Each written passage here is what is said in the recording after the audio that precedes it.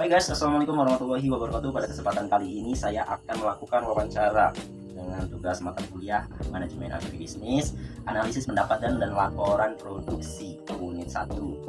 Di sini saya akan berbincang-bincang tentang usaha tani di bidang peternakan tentunya dengan Bapak Dian. Selamat siang, Pak. Selamat siang. Ya, terima kasih telah meluangkan waktunya untuk kami wawancarai. Kami ingin tahu lebih banyak tentang peternakan sapi yang Bapak jalani saat ini. Oh ya Pak, apakah usaha ini dalam lingkungan PT atau perorangan? Terus terang kalau saya punya sendiri. Ya, jadi punya pribadi ya Pak ya. Pribadi, ya. Dan untuk pertanyaan keduanya, selanjutnya adalah untuk penjualan hasilnya gimana Pak? Apakah sistemnya tahunan kayak misalkan ada momen lebaran haji seperti lebaran Idul Adha ya? Gimana Pak? Tapi biasanya kalau saya ya kalau ada orang butuh, maksudnya antara satu atau dua. Tapi yang pasti kalau pas hari-hari besar itu. Oh, jadi yang laku pas hari-hari besar ya, ya, Pak, ya? hari besar itu. Karena lebih banyak keuntungannya daripada yang hari biasa. Ya, karena banyak yang membutuhkan artinya seperti itu. Jadi kita bisa mempertahankan harga ya Pak ya? Iya. Ya Pak, untuk pertanyaan yang ketiga, apakah Bapak melakukan pinjaman tunai? Misalkan dari bank ya atau koperasi desa setempat. Terus terang kalau saya pakai modal sendiri, hasil keringat saya sendiri lah, seperti itu. Saya kerja, saya kumpulkan dari apa hasil jual pisang, jual apa gitu ya. Saya untuk kumpulkan saya buat beli. Intinya kalau bahasa kecil itu pedet lah, sampai kecil-kecilan gitu. Jadi hitungannya itu investasi ya Pak ya? Ya. Ya Pak, kita lanjut ke pertanyaan yang keempat. Di samping itu, apakah Bapak mempunyai penerimaan lain ya di luar hasil yang sudah ditetapkan oleh Bapak tadi, misalnya kayak jual pupuk tadi gitu? Ya, itu kadang-kadang saya manfaatkan pupuknya kandangnya itu. Kadang banyaklah orang yang datang terus beli gitu kan. Kadang sampai 50 karung, 30 karung. Bahkan sekarungnya ada yang 25.000 satu karung. Kadang ada yang 17.000. Iya Pak. Jadi itu ukuran karungnya itu berapa kilo Pak? Kalau biasanya karung pur lah, karung ayam itulah. Karung pakan cuma nggak penuh itu. Jadi cuma setengah ya Pak? Iya, setengahnya.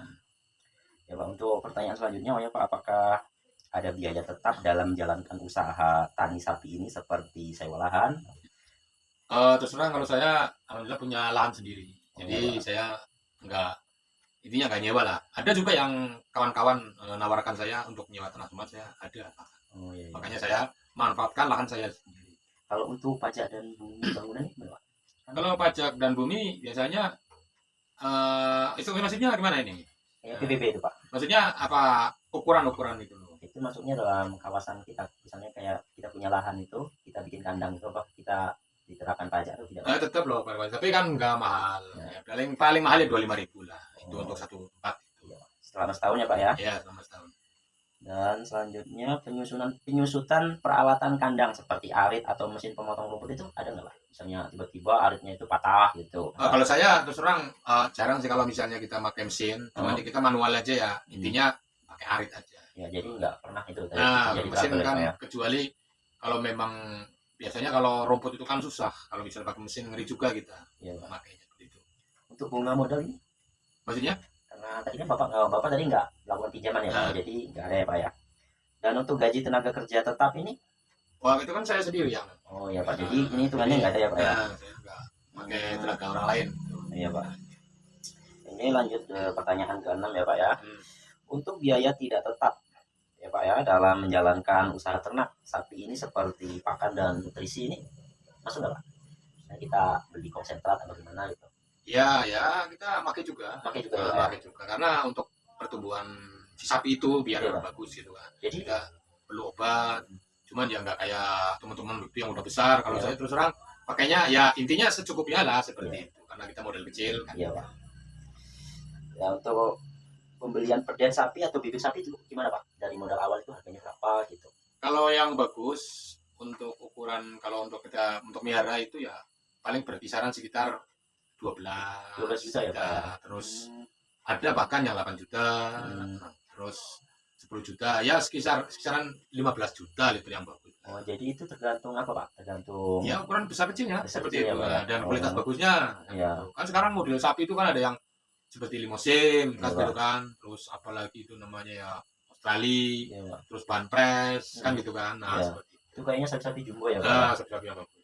Oh ya Pak, ini untuk pertanyaan terakhir ya Pak ya, untuk pengeluaran lain dalam ternak sapi, misalkan sapi itu mengalami kematian kayak masuk angin gitu Nah, tiba-tiba. alhamdulillah saya selama ini belum pernah sih. Oh ya Ya, Pak.